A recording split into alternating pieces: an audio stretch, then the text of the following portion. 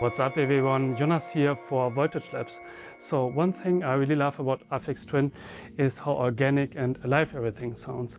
It's not only the evolving melodies or the variation of drum patterns, but it's everything combined and the overall productions. So I think there's a lot to learn and inspiration from those techniques. And in today's video, I'm not going to recreate a track of Aphex Twin. Rather, I will dive into the topic of randomness and how you could apply it to your tracks to make your tracks more live. So let's start with the foundation of every track, a bass line. Let's have a listen to the bass line at the current state. We can hear it's a kind of repetitive and static one, but of course we can improve this a little bit. For my bass line at the overall track, I've chosen the F minor scale, which is easy to select in Ableton on the left side. You can choose your scale, which is kind of necessary for our further steps. Here we can see the enlightened notes in our scale that we could play, and to make sure nothing is falling outside. To create a little bit more variations, we can enlighten all our steps, and then we can play with the velocity and the chance. With changes of velocity, we can create a little bit more of a human touch.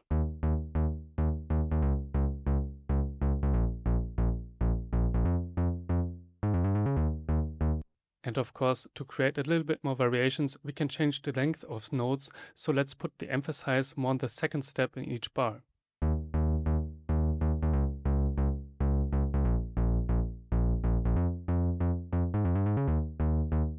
So this one is a little bit more groovy and organic already. Let's focus on the randomness of chance. Here we can experiment with probability so that not every single note is played every time, creating a more organic feeling. Up next, we are going to use the random device by Ableton. You can play with the chance and the distribution of random notes. So we can choose the distance and the probability if it's going to happen. But to stay in the scale, we of course need the scale device, and in this case we choose the minor device because we're in the F minor scale. We can create different notes, but as we force it into the scale, it will play notes of the scale, which creates a lot of endless variations.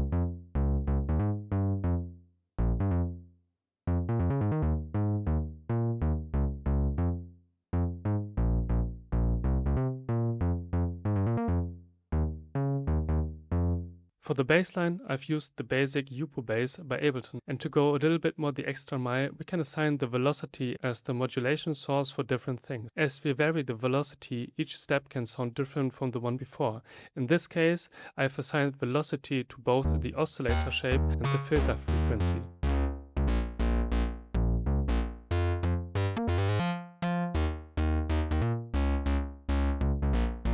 One thing where we can utilize randomness for the full expression is of course the melody, because here we can use velocity or randomness for different patterns or different notes.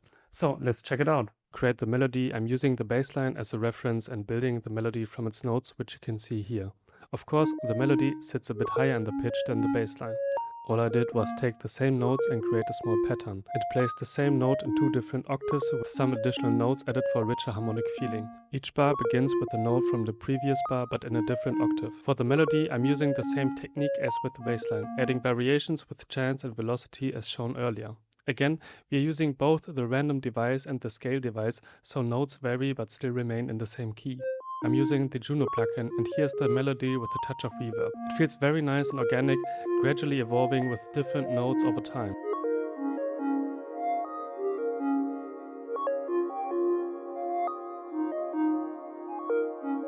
Let's jump into the world of hardware, because we can use IntelliJel's Multigrain to create a little bit of background atmosphere that is also kind of randomized.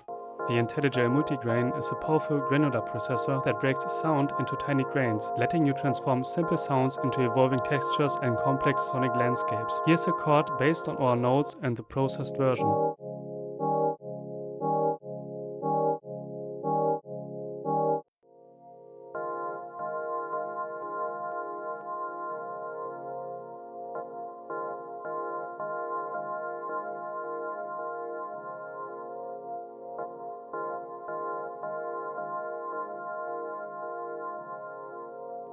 And of course, every track needs some drums, and here we can use randomness to create more dynamic patterns and change of velocities. For the drums, we are going to use the Moog Drummer from Another Mother. So I've used the VCOs to get a little bit of metallic character and tones to fully create a drum, not only noise. And here with noise. Here we will find the velocity, but I think this is kind of hard to tweak sometimes. So we're going to use different velocity emulations, let's say. And as the device is semi-modular, we can pitch it here on the right side. And we're going to use the pitch and send it to the decay. So we have a little bit of variations on the envelope.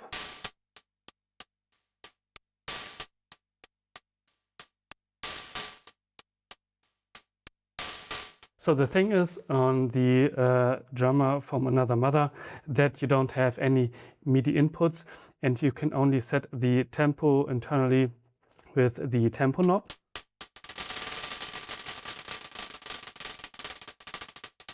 But of course we have a different tempo on our track, so I'm going to use the Pamela's Workout to send it, and that's actually the nice thing about Eurorack, and we can send it to the clock input.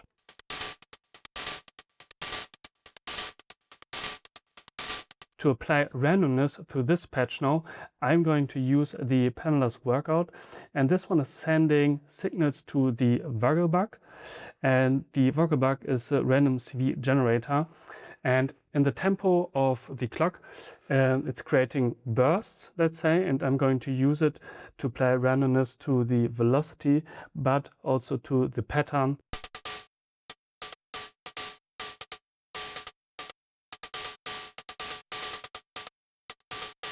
Alright, let's end the video with putting together everything into a full jam. So thanks for watching and see you next time.